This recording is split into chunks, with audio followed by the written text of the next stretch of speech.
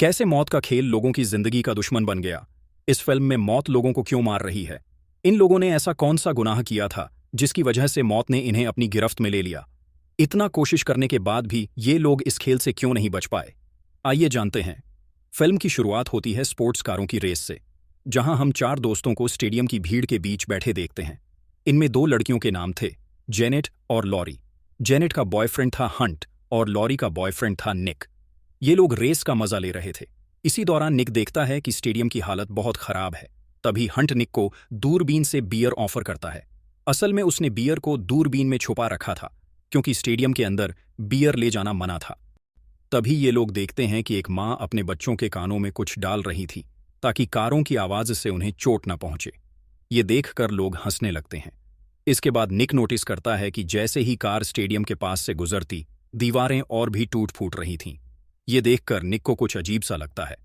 तभी एक गार्ड आता है और एक कपल को डांटने लगता है। तभी हम देखते हैं कि रेस के दौरान एक कार का पार्ट नीचे गिर जाता है, जिससे दूसरी कार का टायर पंचर हो जाता है और उसका बैलेंस बिगड़ जाता है। फिर देखते ही देखते कई कारें एक दूसरे से टकरा जाती हैं और वहां एक भयानक हादसा हो जाता है, जिसमें बहुत से लोग बुरी तरह घायल हो जाते हैं। पूरा स्टेडियम अफरा तफरी में बदल जाता है। निक और उसके दोस्त तुरंत बाहर निकलने लगते हैं, लेकिन तभी ऊपर की दीवार टूटकर गिर जाती है, जिसमें हंट और जेनेट मारे जाते हैं। निक और लॉरी बच तो जाते हैं, लेकिन जैसे ही वो बाहर निकलने वाले होते हैं, एक धमाका हो जाता है, जिसमें लॉरी और निक बुरी तरह घायल हो जाते हैं। लेकिन तभी अचानक निक की आंख खुलती है। मतलब ये सब निक का विजन था। निक घबरा जाता है और सोच में पड़ जाता है कि उसने क्या देखा। तभी हंट फिर से दूरबीन में बियर ऑफर करता है।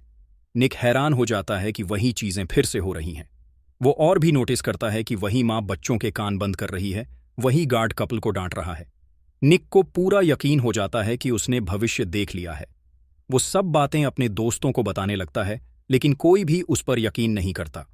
इसीलिए निक जानबूझकर एक आदमी से झगड़ा करता है, ताकि सिक्योरिटी गार्ड उसे और उसके दोस्तों को स्टेडियम से बाहर निकाल दे।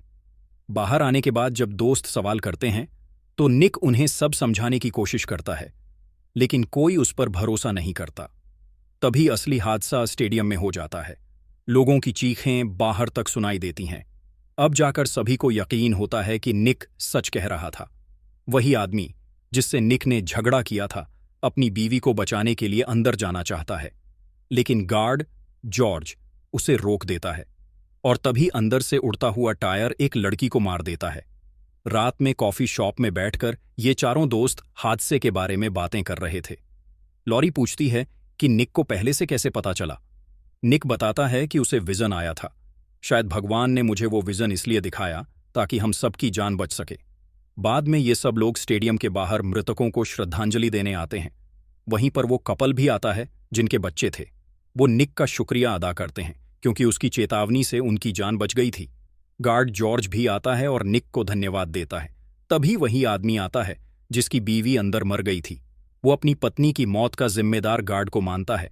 वो कहता है कि अगर जॉर्ज उसे अंदर जाने देता तो वो अपनी पत्नी को बचा लेता। जॉर्ज कहता है, अगर मैं तुम्हें अंदर जाने देता तो शायद तुम भी आज जिंदा नहीं होते।